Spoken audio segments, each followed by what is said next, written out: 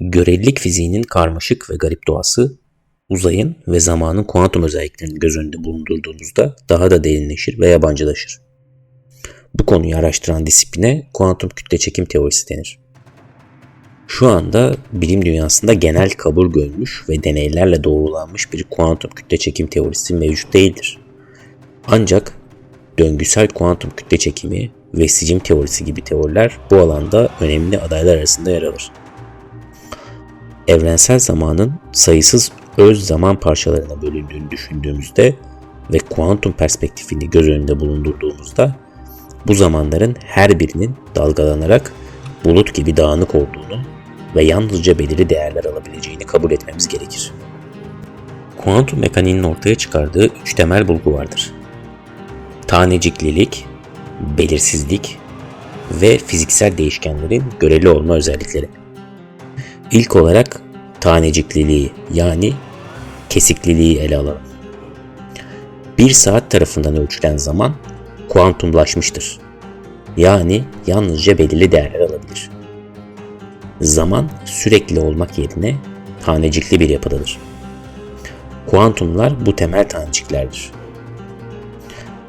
Tüm olaylar için bir en küçük ölçek vardır.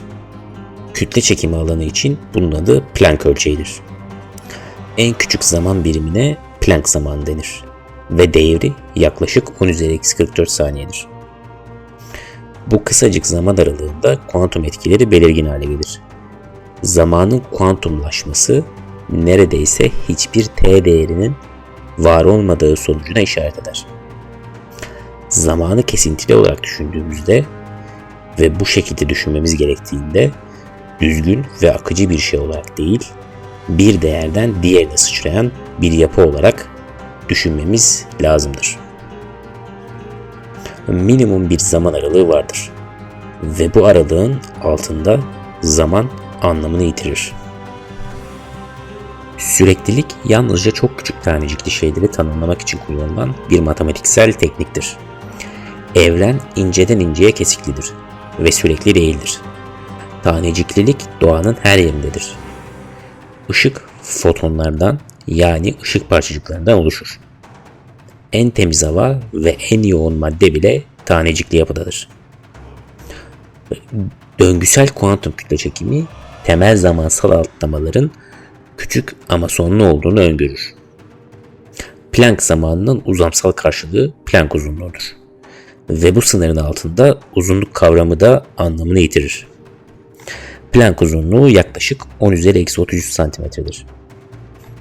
Bu noktada kuantum kütle çekiminin derinliklerine inmek, fiziğin hem kavramsal hem de matematiksel sınırlarını zorlayan bir alan olduğunu ortaya koyar. Henüz genel kabul görmüş ve deneysel olarak doğrulanmış bir teori bulunmamakla birlikte döngü kuantum kütle çekimi ve sicim teorisi gibi teoriler bu alanın anlaşılmasında önemli adımlar atmaktadır.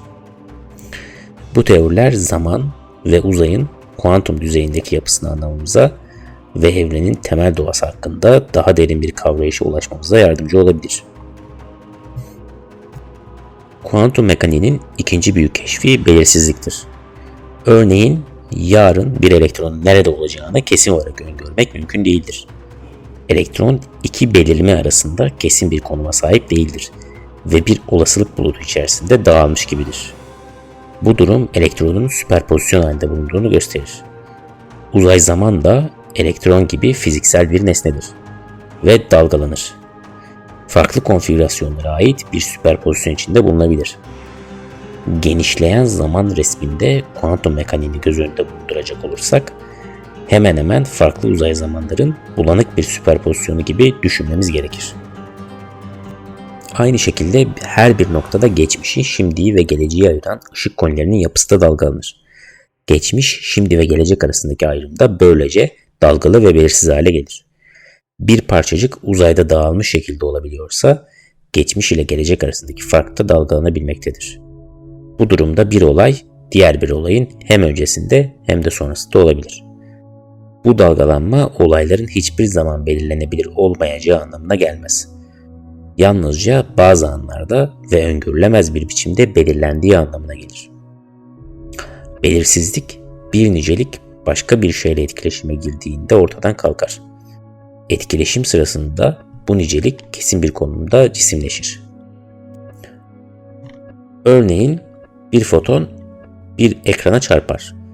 Bir parçacık elektronu yakalanır veya bir fotonla çarpışırsa somut bir konum edinir. Elektronun cisimleşmesinin tuhaf bir yönü vardır. Elektron yalnızca etkileşime girdiği fiziksel nesnelere göre somuttur. Diğer bir deyişle etkileşimi belirsizliğin bulaşıcılığını yaymaktan başka bir işe yaramaz. Somutluk yalnızca bir fiziksel sistemle ilişkili olarak meydana gelir. Bir elektron örneğin eski bir televizyonun katot tüplü ekranına çarptığında olasılık bulutu çöker ve elektron ekranın bir noktasında somutlaşarak televizyonun görüntüsünü oluşturan ışıklı noktacığı meydana getirir. Ancak bu yalnızca ekran ile ilişkili olarak gerçekleşir. Başka bir nesne ile ilişkili olduğunda elektron kendi belirsizliğini ekrana iletir. Böylece elektron ve ekran artık birlikte bir konfigürasyon süperpozisyonunda bulunur ve ikisine ait ortak olasılık bulutu ancak bir başka nesne ile etkileşime girdiğinde çöker ve belirli bir konfigürasyonda somutlaşır. Bu süreç böylece devam eder gider. Bir elektronun ne kadar garip davrandığını düşündüğümüzde bunu kabullenmesi zordur. Daha da zoru uzayın ve zamanın da böyle davrandığı düşüncesini sindirmemizdir. Süreyi ve zaman aralıklarını belirleyen fiziksel temel, kütle çekim alanı yalnızca kütlelerden etkilenen bir dinamiğe sahip değildir. Bir şeyle etkileşime girmediği sürece belirli değerlere sahip olmayan bir kuantum varlığıdır. Etkileşime girdiğinde süreler tanecikli yapıdadır ve yalnızca o şey için belirlenmiş olur. Evrenin geri kalanı için ise belirsiz kalmaya devam ederler. Zaman artık sağlam bir tuval örmeyen bir ilişkiler ağına indirgenmiştir. Ara sıra belirli nesnelerle ilişkili olarak somutlaşan, birbirine karışmış, dalgalanan uzay zamanlara ait imgeler bulanık bir görüntüdür. Ama evrenin ince tanecikli yapısını anlamak için elimizdekilerin en iyisi budur. Zamanın sürelerini belirleyen temel altyapı, bağımsız ve evreni meydana getiren diğer varlıklardan farklı bir varlık değildir. Dinamik bir alanın bir görünümüdür. Sıçrar, dalgalanır, yalnızca etkileşime girdiğinde somutlaşır ve belirli bir ölçeğin altında tanımlı değildir. Sonuç olarak zamanın geleneksel anlamı kuantum kütle çekimi perspektifinden bakıldığında ciddi şekilde değişir. Zaman katı ve sürekli bir yapı olmaktan çıkarak etkileşimlerle somutlaşan ve belirsizlik içinde dalgalanan bir yapı haline gelir.